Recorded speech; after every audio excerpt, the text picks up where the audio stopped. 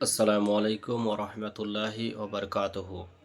আমাদের নবীজির যাবার পথে যেই বুড়িমা কাঁটা বিছিয়ে রাখতেন তার বাড়িটি আপনারা এই ভিডিওতে যে বুড়িমা আমাদের নবীজির রাস্তায় কাঁটা বিছিয়ে রাখতো, সেই বুড়িমার কথা কি আপনাদের মনে আছে?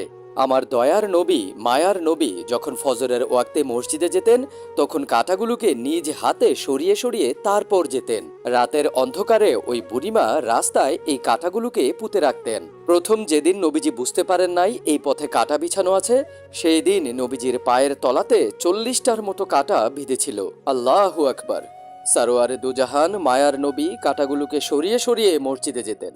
একদিন নবীজি দেখলেন এই পথে কোনো কাঁটা বিছানো নাই। তিনি সাহাবীদের জিজ্ঞাসা করলেন, আজ পথে কাঁটা নাই কেন? সাহাবীদের মধ্যে একজন উত্তর দিল, ইয়া রাসূলুল্লাহ, আপনার পথে যেই বুড়ি কাঁটা বিছিয়ে রাখতো সেই বুড়ি অসুস্থ।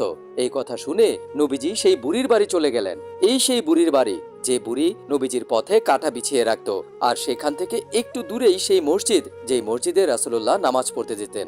সুবহানাল্লাহ।